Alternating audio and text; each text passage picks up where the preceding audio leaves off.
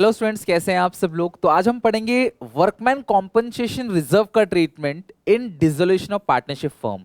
ये जो पार्ट आप देख रहे हो ये डिसोल्यूशन का सेकंड लास्ट पार्ट है। इसके बाद एक पार्ट और आएगा which is most important, treatment of realisation expense.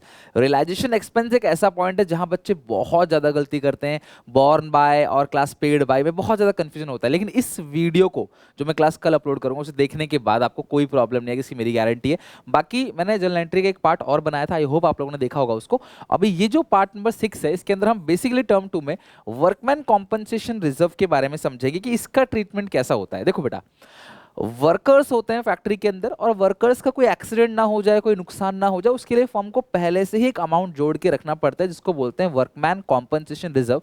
कि अचानक से अगर वर्कर कोई डैमेज होता है, कोई एक्सीडेंट होता है तो हम उसे क्लेम दे सकें, उसको पेमेंट हम लोग कर सकें। ठीक है, तो ये बाकी जो चैप्टर्स हैं, लाइक आपने देखा होगा कि एडमिशन में भी है ये वर्कमैन कॉम्पनसेशन रिजर्व, ये वर्कमैन कॉम्पनसेशन रिजर्व रिटायरमेंट में भी था, हमने वहां भी पढ़ा।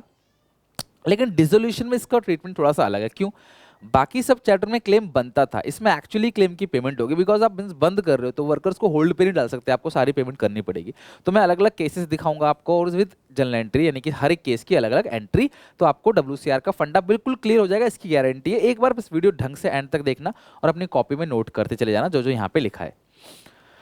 मैं ऐसा मान लेता हूं फिलहाल कि ए और बी दो पार्टनर्स हैं। मैंने ये मान लिया है कि ए और बी दो पार्टनर्स हैं और इनकी रेशियो है 3/5 2/5, यानी कि 3:2 इनकी रेशियो है और ए और बी दो पार्टनर्स हैं। अब क्वेश्चन में यहाँ पे कहता है इनके पास, इन्होंने एक रिजर्व बना रखा है workman compensation reserve which is 75,000 और एडिशनल इन्फॉर्मेशन में कोई भी इन्फॉर्मेशन नहीं है, या आप कह सकते हो कोई भी क्लेम नहीं है, किसी वर्कर का कोई नुकसान नहीं हुआ, पूरा का पूरा पार्टनर्स के कैपिटल अकाउंट में बढ़ जाएगा। आपको पता है बांटने वाले 5 आइटम होते हैं डिसोल्यूशन के अंदर। ठीक है, आईएफआर और गुडविल नहीं बढ़ता, बाकी सारी चीजें अपोजिट साइड ओल्ड रेशियो में बढ़ जाता है। तो ये 75,000 का पूरा पार्टनर्स में डिस्ट्रीब्यूट हो जाएगा। मैं इधर रखूंगा ट्रीटमेंट, उधर रखूंगा जनरल एंट्री। आप पार्टनर्स कैपिटल अकाउंट बनाओगे, बाई साइड बांटोगे बाई वर्कमैन कॉम्पनसेशन रिजर्व। दो हैं इसके अंदर पार्टनर, कौन कौन? ए और बी।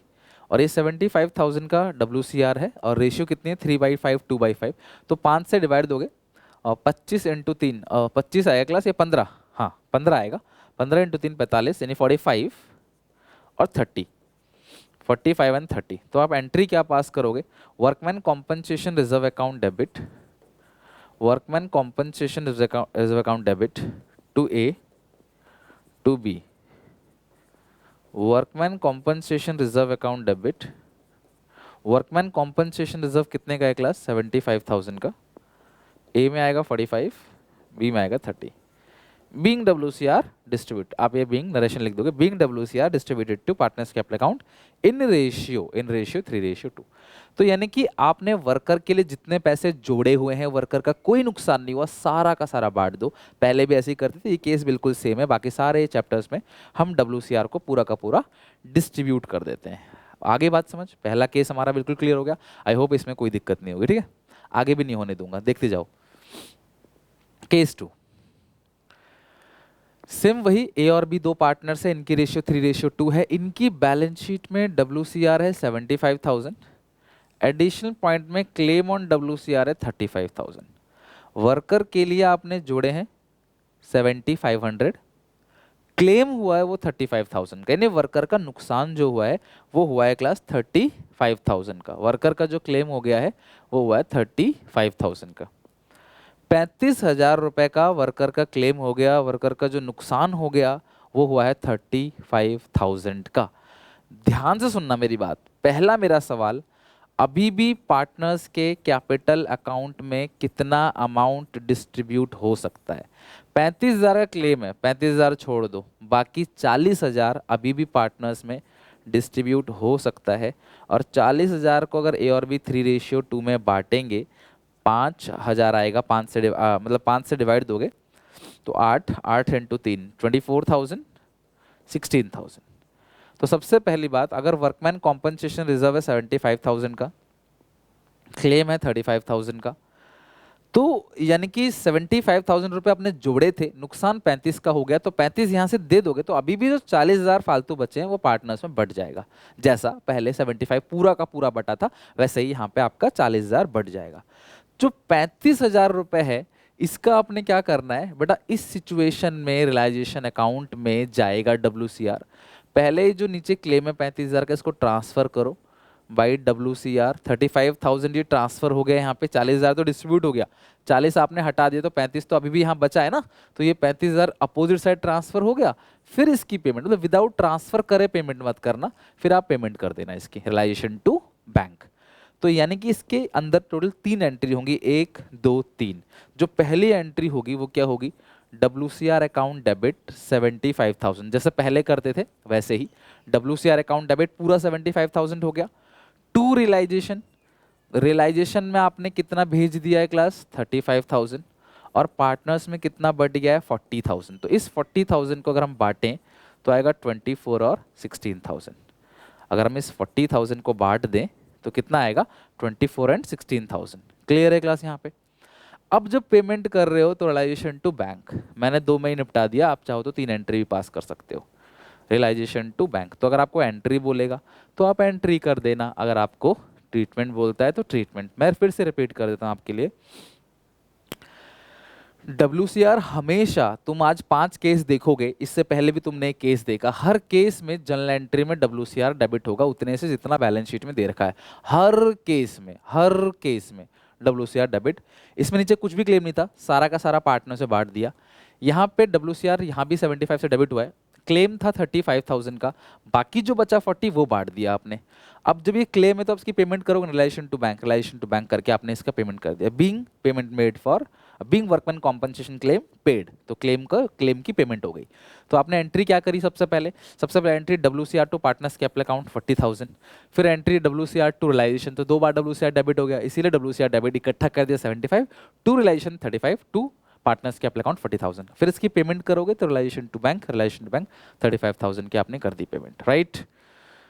तो इस तरीके से वर्कमैन कॉम्पनसेशन रिजर्व का सेटलमेंट हमने कर लिया सेकंड केस में। यानी कि जितना यहाँ 75 लिखा है, यहाँ पे देखो कितना क्लेम है, उसे छोड़ के बाकी जो बच गया उसे बांट दो। अगर ये मान लो 50 होता तो 25,000 डिस्ट्रीब्यूट कर देते हम, और 50 यहाँ लिख के 50 की पेमेंट पूरी की पूरी कर देते। तो इसका मतलब क्लास सेकेंड केस में नीचे अगर क्लेम कम है तो जो डिफरेंस है वो पार्टनर्स में डिस्ट्रीब्यूट हो जाता है, ठीक है। केस थर्ड पे आओ। केस थर्ड में आपने वर्कर के लिए जोड़े कितने हैं, 75,000, और वर्कर का क्लेम भी कितना है, 75। पार्टनर्स वही है, A और B रेशियो 3:2 ही मान के चल रहा हूँ सारे केसेस के लिए, ठीक है। तो अब पार्टनर्स में तो कुछ बटेगा नहीं, है ना, पार्टनर्स में कुछ भी नहीं बटेगा, कुछ बचा ही नहीं, तो पार्टनर से क्या बटेगा, सारा ही क्लेम हो गया है। तो WCR पूरा ट्रांसफर कर दो बाय WCR। सर आपने तो बोला था WCR बढ़ जाता है कैपिटल में, बेटा कुछ नहीं लिखा होता नीचे तो हम जरूर बांट देते, बट नीचे लिखा है तो जितना नीचे लिखा है उतना यहाँ से ट्रांसफर कर दो और फिर इसकी पेमेंट कर दो टू बैंक 75,000। 2 एंट्री बन गई। तो पहले एंट्री क्या होगी मुझे बताओ, पहली एंट्री क्या होगी, workman compensation reserve account debit, WCR account debit, workman compensation reserve account debit to realisation account, to realisation account 75,000। फिर अगली एंट्री करोगे आप realisation account debit to bank account 75,000 entry करोगे रियलाइजेशन टू बैंक अकाउंट। बात समझ आ गई। तो पिछले क्वेश्चन में कुछ पार्टनर्स में डिस्ट्रीब्यूट हुआ था, इसमें पार्टनर्स में कुछ भी डिस्ट्रीब्यूट नहीं हुआ, सारी की सारी पेमेंट आपने इकट्ठे कर दी। बताओ कोई दिक्कत परेशानी यहाँ तक, कोई भी डाउट, कोई परेशानी? बहुत सिंपल सा फंडा है। सिंपल सा फंडा ये है, आप नीचे देखो क्लेम कितना है, जितना भी क्लेम है उतना ट्रांसफर करके जितना क्लेम है उसकी पेमेंट कर दो, बाकी जो बचता है वो कैपिटल में बांट दो। पिछले केस में भी सेम यही एंट्री है। अगर मैं तुम्हें इससे थोड़ा पिछला केस दिखाऊं तो आपने एंट्री की WCR to realisation to partner, यहाँ पर पार्टनर में कुछ गई नहीं, सारा का सारा रियलाइजेशन, फिर रियलाइजेशन की पेमेंट रियलाइजेशन टू बैंक। ये पहले भी था देखो, रियलाइजेशन टू बैंक, इससे पहले नहीं था ये, क्यों, क्योंकि इससे पहले कोई क्लेम ही नहीं था। तो पेमेंट किसकी करो जब क्लेम है ही नहीं, तो है ना। केस 4, WCR कितना है 75, अब क्लेम हो गया ज़्यादा 1 लाख, तो क्या पार्टनर्स में कुछ बांट सकते हो, खुद सोचो। अगर क्लेम ज़्यादा हो गया तो क्या पार्टनर्स में कुछ डिस्ट्रीब्यूट कर सकते हो? अगर ज़्यादा क्लेम हो गया तो क्या पार्टनर्स में कुछ भी डिस्ट्रीब्यूट कर सकते हो क्या, अगर क्लेम ज़्यादा हो गया? नहीं। तो यहाँ भी सेम रियलाइजेशन में जाएगा, रियलाइजेशन अकाउंट। अब आप ट्रांसफर करोगे 75, सर नीचे तो एक क्लेम है बेटा, क्लेम 1 लाख है तो क्या हो गया, ट्रांसफर तो आप मैक्सिमम 75 ही कर सकते हो ना, उससे ज़्यादा ट्रांसफर तो आप कर ही नहीं सकते। आप मैक्सिमम ट्रांसफर कर सकते हो वो 75 है, इससे ज़्यादा ट्रांसफर आप नहीं कर सकते। लेकिन जो पेमेंट करोगे आप, जो पेमेंट करोगे वो 1 लाख की होगी पूरी। पेमेंट जो आप करोगे वो पूरी 1 लाख की होगी। मतलब ऐसा हो सकता है यार कि कोई लाइबिलिटी 75 है, उसकी पेमेंट ज़्यादा हो रही है, बिल्कुल हो सकता है। कितने क्वेश्चन देखे हमने ऐसे, कम भी हो सकते ज़्यादा भी। तो इसकी एंट्री क्या होगी, एंट्री क्या करोगे आप, WCR account debit 75,000 to realisation account 75,000। फिर दूसरी एंट्री पेमेंट की होगी, realisation account debit to bank account, realisation account debit to bank account 1 lakh. ये हो गया realisation to bank account 1 lakh 1 lakh, ठीक है। तो इस तरीके से क्लास हम आराम से नॉर्मल तरीके से क्वेश्चंस को इजीली बना सकते हैं, राइट।